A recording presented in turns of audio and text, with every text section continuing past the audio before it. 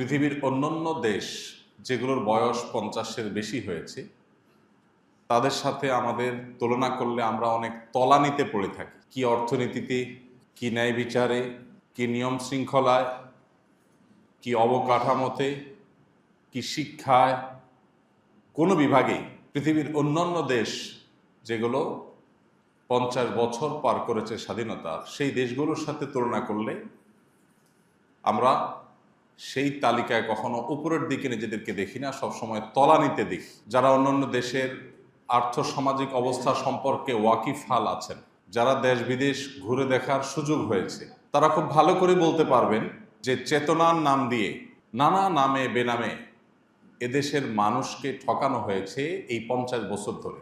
সাধারণ মানুষকে অন্ধকারের মধ্যে রেখে কিছু মানুষ যখন যারা সুযোগ পেয়েছে তখন তারা আঙ্গুল ফুলে কলা গাছ হয়ে গেছে। আর দেশ যেমন ছিল অনেকটা তেমনই আছে।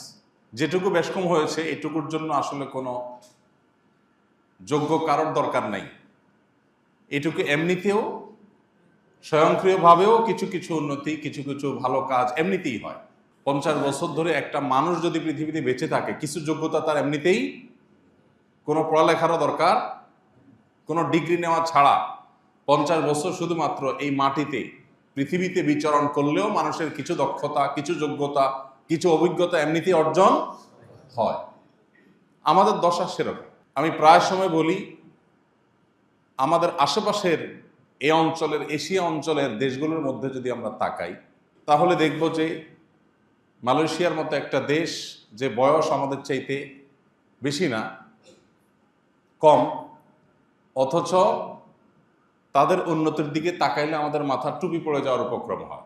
এরকম আরো বহু অঞ্চল পৃথিবীতে আছে। এই মাটির মানুষের দুর্ভাগ্য বলতে হয় বা আমাদের হাতের কামাই বলতে হয়, কখনো ইংরেজরা আমাদেরকে শোষণ করে গেছে, লুট করে লুণ্ঠন করে নিয়ে গেছে, এই অঞ্চলের মানুষকে দাস বানিয়ে রেখেছে, কলোনি বানিয়ে আমাদেরকে ব্রিটিশরা শাসন করেছে, শোষণ করেছে, নির্যাতন করেছে। আর কখনো আমাদেরকে স্বাধীনতার মূল্য ঝুলিয়ে আমাদেরকে পরাধীন করে রাখা হয়েছে।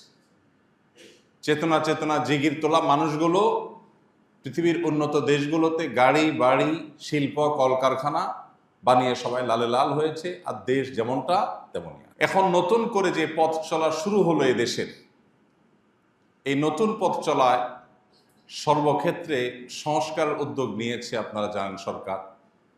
সংবিধান থেকে নিয়ে প্রত্যেকটা ক্ষেত্রে, প্রত্যেকটা সেক্টরে তারা নতুন করে পথ চলার স্বপ্ন দেখাতে চাচ্ছেন মানুষকে। কতটা তারা পারবেন জানি না, তবে তারা পেরে উঠুক সে দোয়া অবশ্যই সব মানুষের।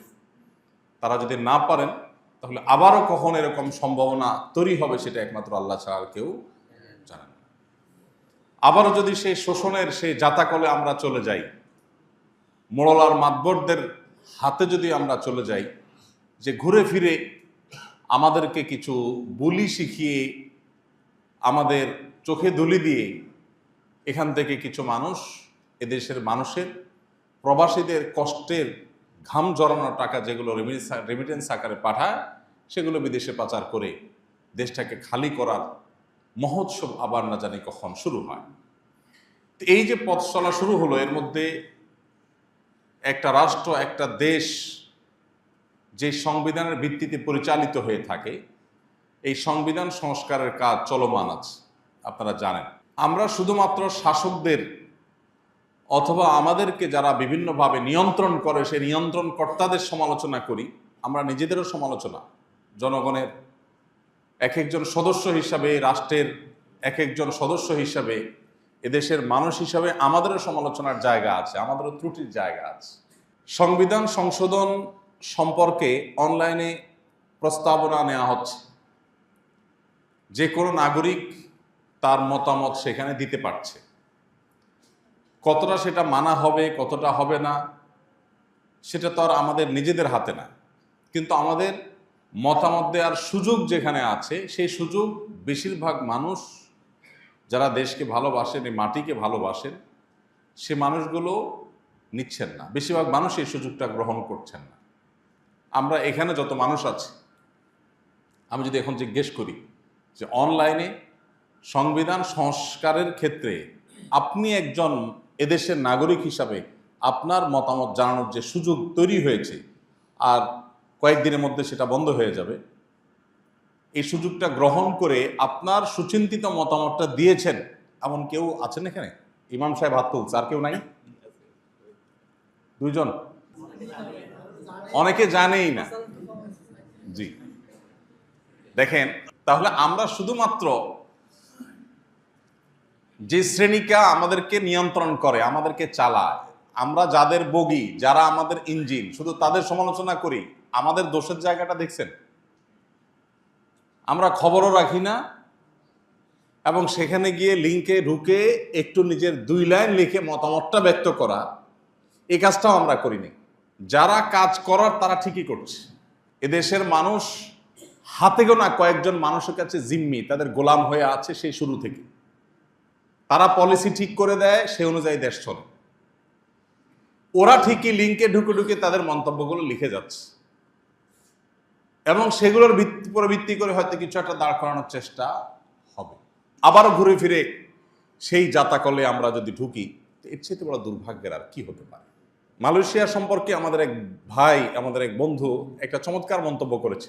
বলেছেন যে ওই দেশের মানুষ যেরকম যোগ্য নেতৃত্ব পেয়েছে, লিডার পেয়েছে, আবার লিডাররাও যোগ্য নাগরিক পেয়েছে, মানুষ পেয়েছে।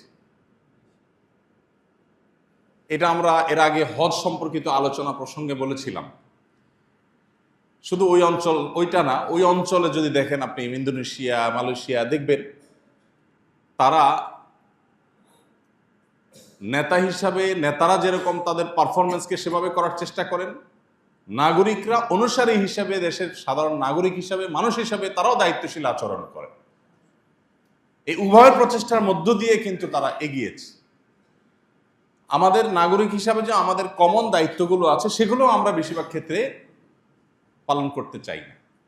রাস্তাঘাট নষ্ট করা থেকে নিয়ে, আইন শৃঙ্খলা ভঙ্গ করা থেকে নিয়ে, ডিসিপ্লিন ধ্বংস করা থেকে নিয়ে, যা খুশিতা করা থেকে নিয়ে, সুযোগের অভাবে আমরা অনেকেই সৎ। সুযোগ পাইলে আমাদের অনেকেরই আসল রূপ বের হয়ে আসবে। অমুক সরকারি কর্মকর্তা অত টাকা বানাইছে, অমুকে দুর্নীতি করছে, অমুক মামুখালু করেছে। আমাদের অনেককে যদি ওই চেয়ারে বসায় দেওয়া হয়, তাহলে দেখা যাবে যে আমরা কতটা সৎ। তো আমাদের উচিত হলো এই নতুন সময়ে তওবা করা, এবং নিজেদের উচিত হলো মেরুদণ্ডটাকে সোজা করা। আমাদেরকে নিয়ে বিদেশিরা যে খেলে, এই খেলাটা বোঝার জন্য এখন আর পণ্ডিত হওয়ার প্রয়োজন নাই। একটু বিবেক বুদ্ধি খরচ করলে দেখা যাবে, বোঝা যাবে, আঁচ করা যাবে, উপলব্ধি করা যাবে, অনুমান করা যাবে যে কিভাবে আমাদেরকে নিয়ে বিদেশিরা খেলে। কিছু লোন দেয় আর কিছু শর্ত দেয়, যে শর্তের সাথে লোনের কোনো সম্পর্ক নেই। এই সমাজকে তাদের মতো করে কলোনি বানিয়ে রাখার জন্য যা যা দরকার সেগুলো তারা ব্যবস্থা করে। কারণ আমরা দুর্বল। আমরা যদি আজ শক্তিশালী থাকতাম, তাহলে সেক্ষেত্রে তারা সুযোগটা পেত না। এই যে সংবিধান সংস্কারের কাজ চলছে এবং রাষ্ট্র সংস্কার, প্রত্যেকটা সেক্টর সংস্কারের কাজ চলছে, এই সংস্কার কতটা সফল হবে সেটা সময় বলে দিবে, আল্লাহ ভালো জানেন। চেষ্টা তারা করছেন, কিন্তু মানুষ হিসাবে আমাদের চেষ্টা করার যে মিনিমাম দায়িত্বটুকু, সেটুকু আদায় করা দরকার।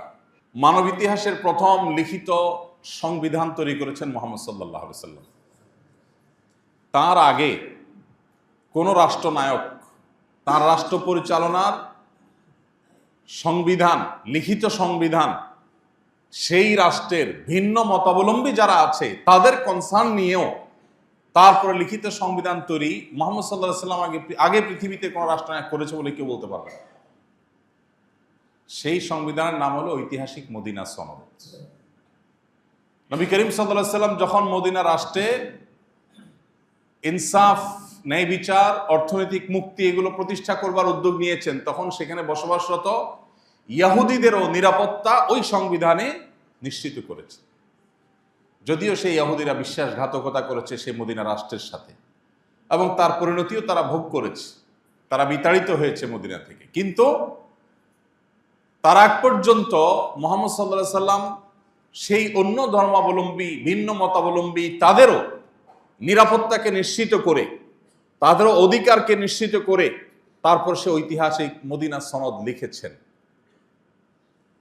তার আগে পৃথিবীতে শাসক ছিল না তা তো না, শাসক ছিল, নেতা ছিল, কিন্তু রাষ্ট্র পরিচালনার জন্য অন্য ধর্মাবলম্বীদেরকেও আওতায় এনে তাদেরকেও বাউন্ডারির মধ্যে রেখে তাদেরও নিরাপত্তা এবং অধিকারের কথা নিশ্চিত করে চিন্তা করে তাদেরকে সাথে নিয়ে রাষ্ট্র কিভাবে পরিচালনা হবে তার নীতিমালা লেখা, এটা পৃথিবীতে এই প্রথম নবী সাল্লাল্লাহু আলাইহি ওয়াসাল্লাম মুহাম্মদ সাল্লাল্লাহু আলাইহি ওয়াসাল্লাম করেছে। আমাদের এই রাষ্ট্র যখন স্বাধীন হয় তখন যে সংবিধান আমাদেরকে দেওয়া হয়, এই সংবিধান নিয়ে দুই একটা কথা বলা দরকার। আপনারা যারা সংবিধান সম্পর্কে জানেন বা ঘাটাঘাটি আছে, ধারণা আছে, বেসিক বিষয়গুলো অন্তত জানাশোনা আছে, তারা বলতে পারবেন যে 1971 সালে দেশের মানুষ রক্ত ঝরিয়ে জীবন দিয়ে জুলুমকে না বলে তারা দখলদার এবং হানাদার থেকে এই দেশকে মুক্ত করেছে। অর্থাৎ দেশের জন্ম হয়েছে একটা যুদ্ধের মধ্য দিয়ে। জন্মের পর রাষ্ট্র কিভাবে পরিচালনা হবে সেই সংবিধান যখন লেখা হয়েছে, সেই সংবিধানে ওই মুক্তিযোদ্ধারা যারা যুদ্ধ করে দেশকে স্বাধীন করেছেন, সেই মুক্তিযোদ্ধাদের চেতনা, তাদের বিশ্বাস, তাদের ভক্তি, তাদের ঈমান, তাদের সে উপলব্ধি, সে বিষয়গুলো সংবিধানে সেভাবে স্থান পায়নি, স্থান পেয়েছে উল্টাটা। আপনি যদি লক্ষ্য করেন, আপনি দেখবেন মুক্তিযুদ্ধের মূল নীতি হিসাবে যেগুলো উল্লেখ করা হয় সেগুলো তখন কোথায়, কে ঘোষণা দিয়েছে, এই নীতিগুলো কোথায়, কোথা থেকে পাওয়া গেছে, সেগুলো আপনি হাতড়ে কোথাও পাবেন না। যে যুদ্ধ যারা করেছেন সে যুদ্ধের প্রায় সবাই, সকল মুক্তিযোদ্ধারা, তারা রাইফেল রেখে ফজরের নামাজ পড়ে আল্লাহর কাছে দোয়া করে চোখের পানি ফেলে জুলুমের বিরুদ্ধে নিজের মা বোন, দেশের ইজ্জত সম্ভ্রম এবং নিজেদের অস্তিত্বকে রক্ষা করবার জন্য, স্বাধীনতাকে পাওয়ার জন্য তারা আল্লাহর কাছে দোয়া করে তারপর লড়াইতে নেমেছে। সেই মানুষগুলোর এই যে আল্লাহর প্রতি বিশ্বাস, সে আল্লাহ শব্দটা পর্যন্ত সে সংবিধানে স্থান পায়নি। 7 মার্চের যে রেসকোর্সের ভাষণে সর্বশেষ বাক্য ছিল আল্লাহ, দেশকে স্বাধীন করে ছাড়বো আমরা ইনশাআল্লাহ। ইনশাআল্লাহ মানে কি? যদি আল্লাহ চান। আল্লাহ কি চেয়েছেন না চান নাই? চেয়েছেন। আল্লাহ চাইলে আমরা স্বাধীন হতে পারবো, না হলে আমরা পারবো না। এটা ছিল যখন রেসকোর্সের ভাষণের সবচেয়ে গুরুত্বপূর্ণ অংশগুলোর একটি। যখন স্বাধীন হয়ে গেল তখন সংবিধানে আর আল্লাহ শব্দটা শুরু থেকে শেষ পর্যন্ত আর কোথাও নেই। কিভাবে আমাদের চেতনাগুলো হাইজ্যাক করা হয়েছে, কিভাবে আমাদের বিশ্বাসগুলোর সাথে ভণ্ডামি করা হয়েছে, প্রতারণা করা হয়েছে, ঠকানো হয়েছে, সেটা আপনি প্রতিটা পাতায় পাতায়, লাইনে লাইনে ধরতে পারবেন। এটা বোঝার জন্য পণ্ডিত হওয়ার দরকার হবে না, চোখ কান খুললে আপনি দেখতে পাবেন। যেই স্বাধীনতা অর্জনের আগে বলা হয়েছে আল্লাহ চাইলে হবে, না হলে হবে না, স্বাধীনতা হওয়ার পর আর আল্লাহর নামই নাই। এই মুক্তিযুদ্ধে সকল মানুষ সামিল হয়েছে, ঠিক আছে, কিন্তু সেখানে সাধারণ মুক্তিযোদ্ধাদের যে সমস্ত ছবি আপনারা এখনো অনলাইনে পুরাতন ছবি পাবেন, সেই ছবিগুলোকে একটু বিবেকের চোখ দিয়ে যদি পড়ার চেষ্টা করেন, দেখবেন এরা কেউ সেকুলার ছিল না, এরা ধার্মিক ছিল। ওই ছবিগুলোকে যদি আপনি বিবেকের চোখ দিয়ে একটু পড়ার চেষ্টা করেন, আপনি দেখবেন তারা সবাই প্রচন্ড রকমের ধর্মবিশ্বাসী মানুষ ছিলেন। ধর্মবিশ্বাসী মানুষদের রক্তের উপরে যদি কোনো রাষ্ট্র তৈরি হয়, সেই রাষ্ট্রের সংবিধানে ধর্মবিশ্বাসকে ছুঁড়ে ফেলে দেওয়া হবে, এর চেয়ে বড় বেঈমানি আর কি হতে পারে? আপনি তখনকার স্বাধীনতাকামী মানুষদের বিরুদ্ধে দাঁড়ানো যে রাজাকারদের ছবিগুলো এখনো পাওয়া যায়, সেগুলোকে একটু বিবেকের চোখ দিয়ে পড়ার চেষ্টা করেন, দেখবেন একটারও মুখে দাড়ি নাই, ধর্মের কোনো নামগন্ধ তাদের শরীরে নাই। কিন্তু সেই রাজাকারের চরিত্রে দাঁড় করানো হয় এখন সাদা শুভ্র দাড়ি বিশিষ্ট ধার্মিক মানুষগুলোকে। মুক্তিযুদ্ধকে দাঁড় করানো হয় ইসলামের বিরুদ্ধে, আর মুক্তিযুদ্ধের বিরোধীদের ওখানে দাঁড় করানো হয় ইসলামকে এবং মুসলমানদেরকে। অথচ ঘটেছে তার উল্টা। তো এইভাবে আমাদেরকে প্রতারিত করা হয়েছে, এভাবে আমাদেরকে ঠকানো হয়েছে। আমি একটা কথা প্রায় বলি, 50 বছর ধরে একটা জিগির আমাদেরকে শোনানো হয়েছে, তা হলো রাষ্ট্র থেকে ধর্মকে আলাদা করে ফেলা। ধর্ম মসজিদের জিনিস, মন্দিরের জিনিস, এটা রাষ্ট্রে আনিও না, রাষ্ট্র সেকুলার থাকতে হবে। তো রাষ্ট্র সেকুলার থেকে তো 50 বছর আমরা দেখলাম কি হয়েছে, যে লাউ সেই কদু, যে চুরি সে বাটপারি। আগে পাকিস্তানিরা শোষণ করতে, এখন ক্ষমতাসীনরা করে। আগে তারা সব লুণ্ঠন করে নিয়ে যেত, এখন যারা যখন ক্ষমতা থাকে তারা তখন লুণ্ঠন করে বিদেশে নিয়ে যায়। বেশ কম কি, আমাদের পরে স্বাধীন হয়ে আমাদেরকে রেখে আরো শত শত মাইল সামনে চলে গেছে, কয়েকশো বছর সামনে চলে গেছে, আর আমরা জায়গায় দাঁড়ায় আছি। তো তোমাদের এই সেকুলার সিস্টেম তো আমার রাষ্ট্রের উন্নতির, বাহ্যিক উন্নতির পথেও নিয়ে যেতে পারে নাই। এদেশের মানুষের মধ্যে যে ধর্মীয় সম্প্রীতি আছে, আমি প্রায় সময় বলি, পৃথিবীর কোন অঞ্চলের মানুষের এই দুঃসাহস থাকা উচিত না যে বাংলাদেশের মানুষকে ধর্মীয় সম্প্রীতি শিখাতে আসবে। এই সাহস কারোর থাকা উচিত না। আপনি পৃথিবীর পূর্বে এবং পশ্চিমে, উত্তরে, দক্ষিণে যেদিকে যান, দেখবেন মুখে সংখ্যালঘু জিকির করা মানুষরা কিভাবে সংখ্যালঘুদেরকে উকুলের মতো টিপে টিপে মারে। পশ্চিমারা দেখবেন সংখ্যালঘু জিকির শোনায় আমাদেরকে। ওদের ওখানে মুসলমানরা কেমন আছে একটু খোলা খোঁজ খবর নিয়ে দেখেন, ওই দেশে থাকা মুসলমানদের থেকে খবর নেন যে তোমরা কেমন আছো, মসজিদে আজান দিতে পারো কিনা, মন চাইলে একটা মসজিদ খুলতে পারো কিনা। অথচ আমার এদেশে খ্রিস্টানরা তাদের ধর্ম পালন করছে, হিন্দুরা তাদের ধর্ম পালন করছে, মুসলমানরা পারলে তাদের সম্প্রীতি দিচ্ছে, পারলে পাহারাদারি করছে তাদের মন্দির যাতে হামলার শিকার না হয়। এটা সেই দেশ। এদেশের মানুষকে এই সেকুলারিজম গিলায়া, ওই ট্যাবলেট খাওয়াইয়া আমাদেরকে মানুষ বানানোর প্রয়োজন না। আমরা আগে থেকে মানুষ আছি আলহামদুলিল্লাহ। বরং সংখ্যাগরিষ্ঠ মানুষ এদেশের ধর্মপ্রাণ, হিন্দুরাও ধর্মপ্রাণ, মুসলমানরা ধর্মপ্রাণ, হিন্দুরা তাদের ধর্মে, মুসলমানরা তাদের ধর্মে ধর্মপ্রাণ। অতএব রাষ্ট্র পরিচালনার যে মূল সংবিধান, সেই সংবিধানে যদি ধর্ম বিশ্বাসের প্রতি শ্রদ্ধাবোধ থাকতো, তাহলে এদেশের ধর্মপ্রাণ মানুষদেরকে রাষ্ট্র অন করত, তারা রাষ্ট্রকে অন করত এবং রাষ্ট্র অনেক বেশি এগিয়ে যেতে পারত। 24-এর এই পরিবর্তনের পেছনেও আপনারা জানেন যে এদেশের ধর্মপ্রাণ মানুষদের কি পরিমাণ অবদান আছে। সেই আবু সাইদের ফেসবুক ওয়ালে যদি আপনি যান, আপনি তার লাইনে লাইনে দেখতে পাবেন কতটা ধর্মপ্রাণ সে ছিল। এভাবে একটা একটা করে আপনি যদি দেখেন, অগণিত মাদ্রাসার ছাত্ররা এখনো তাদের চোখ নাই, হাত নাই, পাও নাই, তারা হসপিটালের বেডে কাতরাচ্ছে। আমি পত্রিকার কোনো পাতায় দেখিনি তাদের সে অবদানকে শ্রদ্ধার সাথে উল্লেখ করতে, কিন্তু হসপিটালের বেডে বেডে গিয়ে আমি নিজের চোখে দেখেছি তাদের কষ্টগুলো। আপনি এখনো গেলে অনেক জায়গায় দেখতে পাবেন।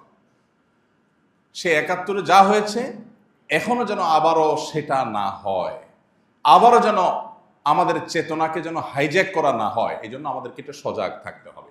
এই নতুন বাংলাদেশ গড়ার যে সংকল্প বা স্বপ্ন দেখছে তরুণরা, আমরা তাদের জন্য দোয়া করি, আল্লাহ তাদের সেই স্বপ্নকে বাস্তবায়ন করার তৌফিক দান করুন।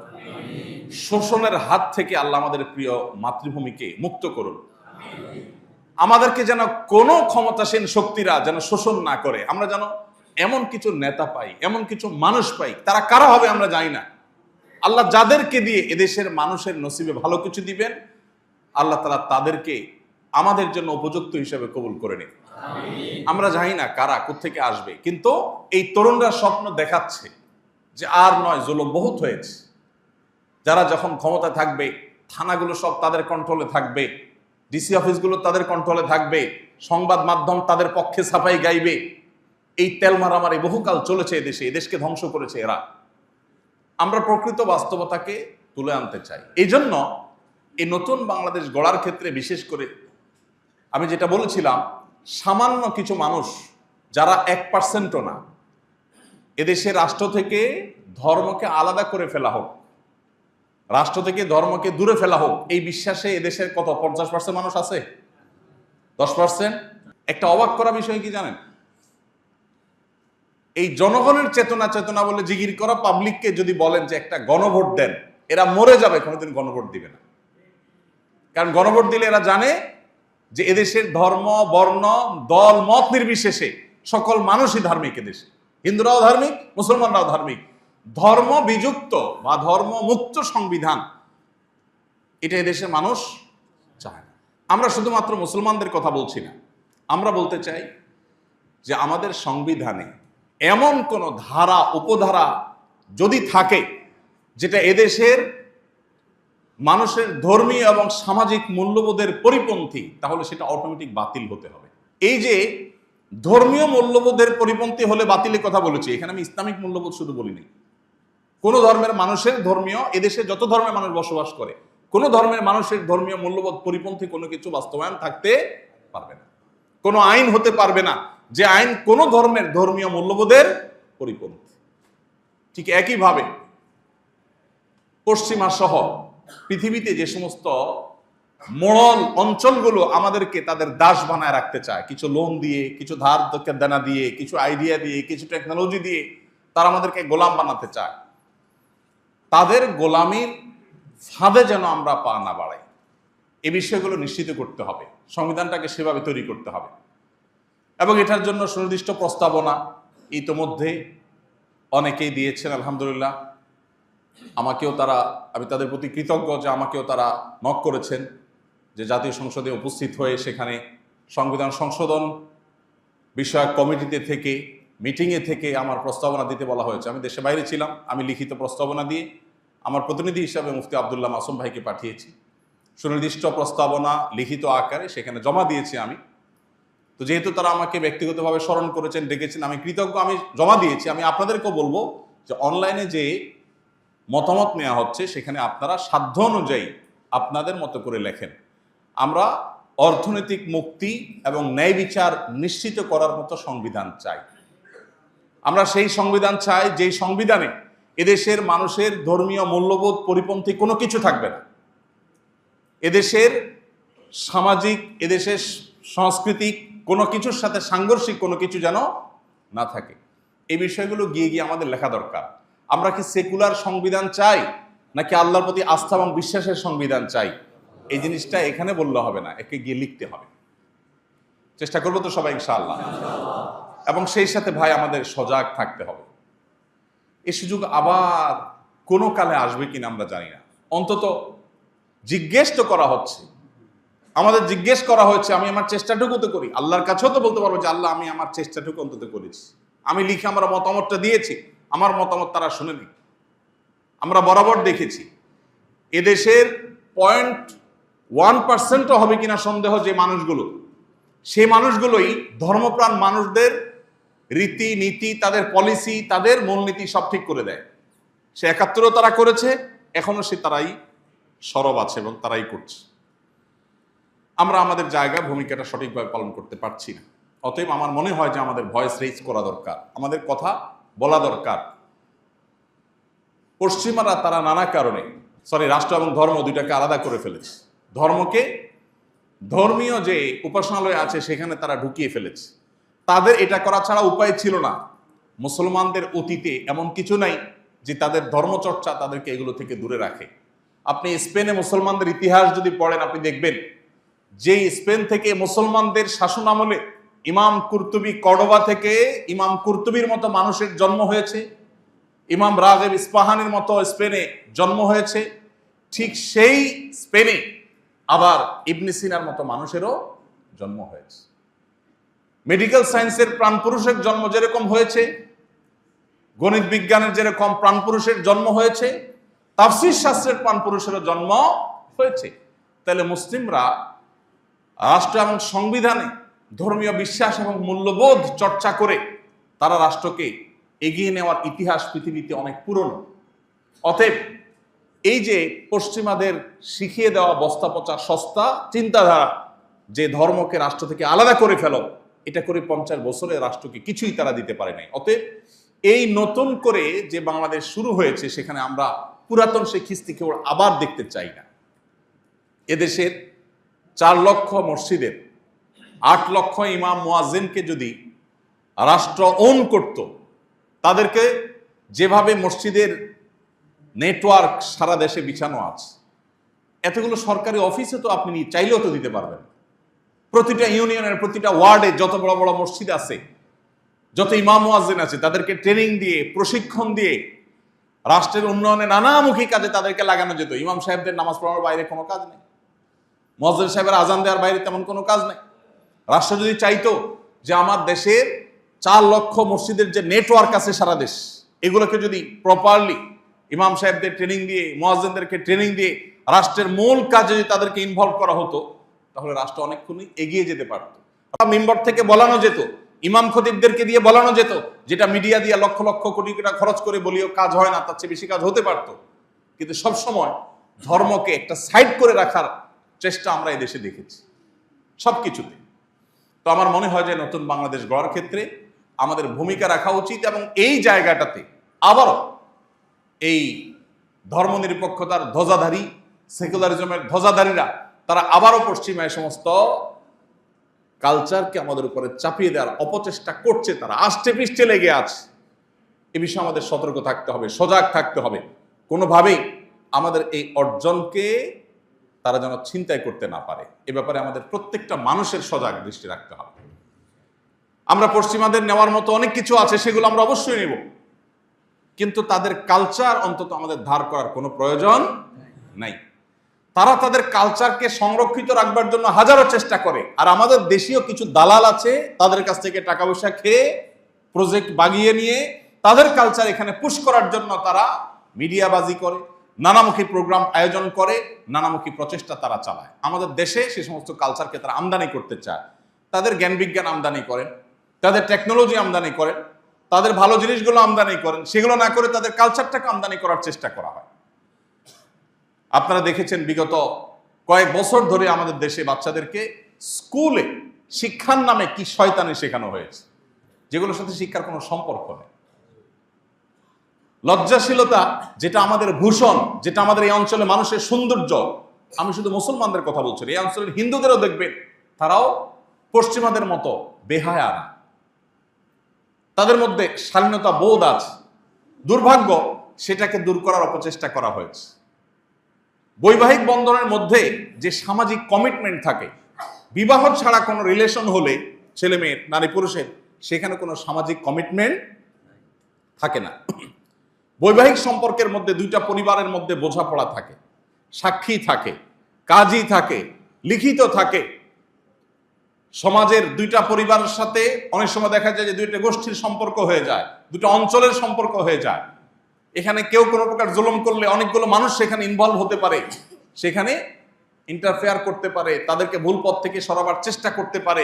এখানে চাইলেই কয়েকজন অন্যায় করতে পারেন, কিন্তু শুধুমাত্র ব্যক্তিগত পছন্দ অপছন্দের ভিত্তিতে যখন একটা রিলেশন হয়, সেখানে পারিবারিক কোনো বন্ধন না থাকে, বৈবাহিক বন্ধন না থাকে, অবৈধ রিলেশন যখন থাকে, হারাম রিলেশন যখন থাকে, সেখানে সামাজিক কমিটমেন্ট থাকে না। এই জন্য সেখানে প্রতারণা দেখবেন পদে পদে। সেখানে একজন আরেকজনকে প্রতারণা করা, ছেকা দেওয়া, টাইম পাস করা, তারপরে যা নানাবিধ যে অশান্তির পথ তৈরি হয়, সেগুলো দেখবেন আপনি আজ। তো আমাদের সমাজে বিবাহের মতো এত চমৎকার একটা সামাজিক বন্ধনের যে কালচার প্রতিষ্ঠিত আছে শত শত হাজার হাজার বছর ধরে, সেটা বাদ দিয়ে স্কুল কলেজে বই পুস্তকে কালচারে পশ্চিমাদের সংস্কৃতি ঢুকিয়ে বিবাহ বহির্ভূত সংস্কৃতিকে ডেভেলপ করার চেষ্টা যারা করছে, তারাই তাদের আদলে আবার সংবিধানকে নতুন করে তাদের মতো করে লেখার তারা অপচেষ্টায় লিপ্ত আছে। আমাদের চোখ কান খোলা রাখতে হবে, আর তা না হলে আফসোস করতে হবে আবারও যুগ যুগ ধরে। আল্লাহ রাব্বুল আলামিন আমাদের নসিবের জন্য ভালো কিছু হয় সেই তৌফিক দান করুন। আল্লাহ তাআলা আমাদেরকে চোখ কানগুলো খোলার তৌফিক দান করুন। আমাদের প্রত্যেকের দায়িত্বটাকে যথাযথভাবে পালন করার তৌফিক দান করুন। আমাদের কোনো অর্জন যেন আর কেউ হাইজ্যাক করতে না পারে, কেউ যেন ছিনতাই করতে না পারে, আমাদের উপরে যেন কেউ কোনো অপচিন্তা অপসংস্কৃতি যেন চাপিয়ে দিতে না পারে, সেই তৌফিক আল্লাহ তাআলা আমাদেরকে নসিব করুন। আমাদের এদেশের মানুষের অর্থনৈতিক মুক্তি, এদেশের মানুষের প্রকৃত স্বাধীনতা, এদেশের মানুষের প্রকৃত ন্যায় বিচার যেন প্রতিষ্ঠা হয়, আল্লাহ তাআলা আমাদের সবাইকে সেই তৌফিক দান করুন। আমরা পৃথিবীর উন্নত দেশগুলোর দাস হয়ে থাকতে চাই না, তাদের ঋণের নিচে আমরা চাপা পড়ে থাকতে চাই না। আমাদের এই দেশটাকে এগিয়ে নেওয়ার যে সম্ভাবনা আছে, পৃথিবীর অনেক দেশে সেটা নাই। আমি মিডিল ইস্টে 10টি বছর থেকেছি, আমি দেখেছি। পৃথিবীর অন্যান্য জায়গায় যেখানে গিয়েছি আমি দেখেছি, আমাদের সাবকন্টিনেন্টের অন্য যে কোনো দেশি মানুষের চাইতে বাংলাদেশি শ্রমিকদের কদর পৃথিবীর সব দেশের তুলনামূলক বেশি। কারণ বাংলাদেশের মানুষ একটু কাজের সুযোগ পেলে নিজেকে উজাড় করে দিতে চায়, তারা পরিশ্রম করতে চায়। মিডিল ইস্টে আপনি যদি যান, দেখবেন আমাদের প্রবাসী বাংলাদেশি ভাইয়েরা 8 ঘন্টার জায়গায় পারলে 16 ঘন্টা তারা চাকরি করে। কিভাবে দেশে 10টা রিয়াল বেশি পাঠাবে, 10টা দিরহাম বেশি পাঠাবে, তার জন্য তারা পাগলের মতো ছটফট করতে থাকে। এবং তাদের প্রচেষ্টার কারণে আপনি দেখবেন যে যে সমস্ত অঞ্চলে মধ্যপ্রাচ্যের প্রবাসীরা বেশি আসে, ওই সমস্ত অঞ্চলগুলোতে দেখবেন যে এখন আর কাঁচা ঘর বাড়ি নেই, সব দালান হয়ে গেছে। এগুলো সবগুলো প্রবাসীদের অবদান। বাজারে ঘাটে যে দৃশ্যমান উন্নতি দেখবেন, সব প্রবাসীদের অবদান। এদেশে মানুষ পরিশ্রম করতে চায়, ভালো কিছু করতে চায়, কিন্তু দুর্ভাগ্য এদেশে মানুষকে সবসময় বিদেশিদের পলিসিদের কাছে জিম্মি করে রেখেছে কিছু এনজিও, কিছু বুদ্ধিজীবী, কিছু তথাকথিত সুশীল, তথা কিছু কিছু মিডিয়া। এরা আমাদেরকে দাস বানিয়ে রেখেছে। তারাই আমাদের সংবিধান, তারা আমাদের পলিসি সবকিছুকে সবসময় নিয়ন্ত্রণ করে। এবার যেন আর করতে না পারে, আমাদের চোখ কানটা খোলা রাখতে হবে। সবার চেষ্টা করবো তো ইনশাআল্লাহ। আর কিছু না পারে একটু চোখের পানি ফেলে আল্লাহর কাছে একটু দোয়া করব যে আল্লাহ আমাদের নসিবে আপনি ভালো কিছু দেন, আমাদেরকে আপনি মুক্তি দেন, আমরা এই জাতাকল থেকে, আমরা এই গড্ডালিকা থেকে যেন বের হয়ে আসতে পারি, আমরা যেন ভালো একটা জায়গায় যেতে পারি। আল্লাহ তাআলা আমাদের সবাইকে সেই তৌফিক দান করুন। জাযাকুমুল্লাহ খাইরা ওয়া আখিরু দাওয়ানা।